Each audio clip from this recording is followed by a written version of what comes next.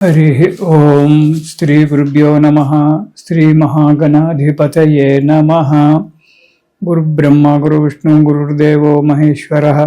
गुरु साक्षात् परब्रह्म तस्मै श्री गुरवे नमः। हरितसगोत्रोत्पन्नं हरिभक्तिपरायणं शंकर गुरुवरेन्द्र चरणं शरणं प्रपद्ये। श्री महद्भ्यो गुरुभ्यो नमः। सदाशिवसमारम्भां व्यासशंकरमध्यमाम् अस्मदाचार्यपर्यन्तां वन्दे गुरुपरम्पराम्। अरुणां करुणातरङ्गिताक्षीं धृतपाशाङ्कुशपुष्पबाणचापाम् अनिमादिविरयुवृताम् अयूकैः अहमित्येव विभावयेद्भवानीम्। ओं श्रीमात्रे नमः। భక్తి సమాచారం ప్రేక్షకులకు డాక్టర్ త్రిపుర సుందరి దేవి యొక్క శుభాశీస్సులు. మనము ప్రతి నెల మాస ఫలితాలు చెప్పుకున్నట్టుగానే వచ్చే నెలలో అంటే నిజ జ్యేష్ఠ మాసంలో జూన్ 16 నుంచి జూలై 14 వరకు ఉండబడేటువంటి ఒక నిజ జ్యేష్ఠ మాసంలో ద్వాదశ రాశులకు ఏ విధంగా ఉంటుందో మనము క్లుప్తంగా తెలుసుకుందాం. ఏ పనైనా నిదానంగా మందకోడిగా నెరవేరడం అనేటువంటి జరుగుతుంది. ఉద్యోగ వ్యాపారాలందు అభివృద్ధి తగ్గుతుంది. ఆర్థిక పరిస్థితి క్షీణించి రుణాలు చేయవలసినటువంటి అవసరం ఏర్పడడానికి ఆస్కారం ఉంది. మనసంతా కూడా ఆందోళనకరంగా ఉంటుంది.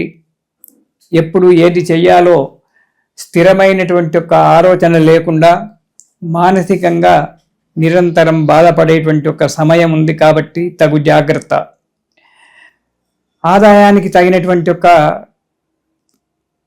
ఖర్చులు పెరిగిపోవడం.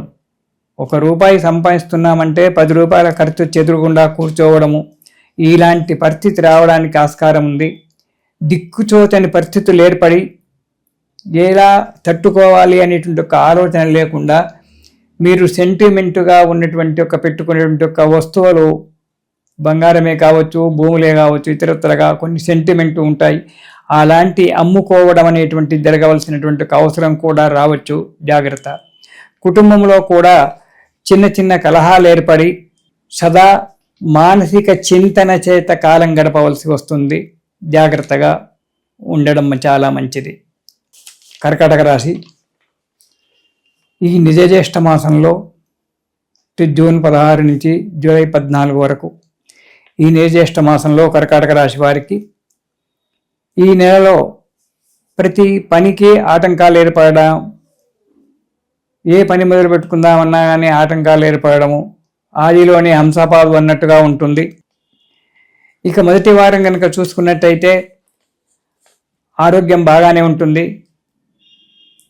ఆదాయం కూడా మంచిగానే ఉంటుంది. కానీ ఆదాయానికి మించినటువంటి ఒక ఖర్చులు ఏర్పడేటువంటి ఒక అవకాశం ఉంది. జాగ్రత్త. ప్రతి పని ఆలస్యంగా నెరవేరుతుంది. మీరు ఏ కార్యక్రమము ఏ పని పెట్టుకున్నప్పటికీ కూడా ప్రతిదీ కూడా చాలా ఆ పని ఆలస్యంగా నెరవేరుతుంది, కానీ శుభంగా నెరవేరుతుంది. మీకు మనోధైర్యము, దైవారాధన చాలా ముఖ్యమైనటువంటివి. కాబట్టి మీరు ఈ కర్కాటక రాశి వారు మనోధైర్యంతో కాలం గడుపుతూ ఉండాలి. ఇక రెండవ వారం కనుక చూసుకున్నట్టయితే ఉద్యోగంలో ఉన్నటువంటి వారికి చిక్కులు రావడము, అధికారుల చేత చీవాట్లు పడడము, చేసిన పనే మళ్ళీ మళ్ళీ చేయడము, లేనిపోని నిందలు ఆపాదించుకోవడము జరుగుతుంది. బుద్ధి చాంచల్యంగా ఉంటుంది. ఎప్పుడు ఏ పని చేయాలో తెలియక బాధగా ఉండడము. ఇక ఉద్యోగంలో చేసేటువంటి వారికి స్నేహితులచే, తోటి ఉద్యోగస్తుల చేత చిక్కులు రావడం అనేటువంటి జరుగుతూ ఉంటుంది. అధికారుల చేత చిక్కులు, ఒక్కోసారి సస్పెండ్ కావడము లేదా ఉద్యోగ భంగం జరగడం అనేటువంటి జరగడానికి ఆస్కారం ఉంది. కాబట్టి చాలా జాగ్రత్త. మొండితనము, కోపము మీలో పెరిగిపోతాయి. ఆ మొండితనాన్ని, కోపాన్ని రెండూ కూడా సాధ్యమైనంత వరకు మీరు పక్కకు పెట్టండి. జాగ్రత్తగా ఉండండి. ఇక 3వ వారం గనక చూసుకున్నట్టయితే అధిక ప్రయత్నం చేయడం వల్ల, నిరంతరం కష్టపడడం వల్ల కొంత ధనలాభం కలుగుతూ ఉంటుంది. కానీ చెడు స్నేహితం చేస్తారు, వారి వల్ల దురలవాట్లకు ఏర్పడి ఆ దురలవాట్ల చేత సంఘంలో విలువ కోల్పోవడం అనేటువంటి జరుగుతూ ఉంటుంది. జాగ్రత్త. దానివల్ల అపకీర్తి పాలవుతారు. ఎవరు మీ దగ్గరికి ఇంతకుముందు మీతో సహవాసంగా ఉన్నటువంటి ఒక స్నేహితులే ఈనాడు దూరం కావాల్సినటువంటి ఒక అవసరం ఏర్పడుతుంది. కాబట్టి తగు జాగ్రత్తగా ఉండడం మంచిది. చెడ్డవారితో స్నేహితం చేయడం కానీ, దురలవాట్లకు లోను కావడం కానీ కాకుండా జాగ్రత్తగా ఉండడం చాలా మంచిది. ఏ పనైనా శక్తికి మించి పని చేసినట్టయితేనే అందులో మీకు లాభసాటిగా ఉంటుంది. దాని గురించి నిరాశ పడకుండా కార్యాలు చేయండి. ఇక 4వ వారం కనుక మనం చూసుకున్నట్టయితే ఆరోగ్యం సరిగ్గా ఉండకపోవడము, ప్రతి కార్యక్రమం కూడా భంగం ఏర్పడము, దాని గురించి ఎవరో ఏదో చెప్పి మిమ్మ యొక్క మనస్సును ఇచ్చేయడము, ఆ కార్యం మీద మీ మనస్సు ఉండకుండా చేయడం అనేటువంటిది జరుగుతూ ఉంటుంది. కాబట్టి ఎదుటివారి వాక్కులు మాటలు వినండి, సలహాలు వినండి, కానీ మీదంటూ ఒక నిర్ణయాన్ని ఏర్పరచుకోవడం చాలా మంచిది. ఎదుటివాడికి కోపం రాకుండా వారి యొక్క సలహాలు మనం తీసుకోవాలి. కానీ ఆ కార్యక్రమం నందు మనదంటూ ఒక నిర్ణయాన్ని చేసుకొని దాని ప్రకారంగా ముందుకు అడిగేయడం చాలా మంచిది. ఎవరో ఈ పని చేస్తే ఇందులో మీకు చెడుపు వస్తుంది అని చెప్పి ఎవరో చెప్పారంటే నిజంగానే ఆ పనిని వారి మాటలు విని ఆ పనిని వదిలిపెట్టుకోవడం వల్ల ఇబ్బందుల పాలు కావాల్సి వస్తుంది.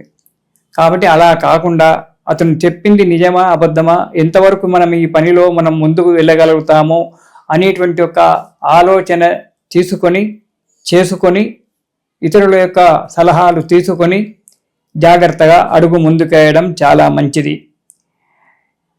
అనవసరమైన ప్రయాణాలు చేస్తారు.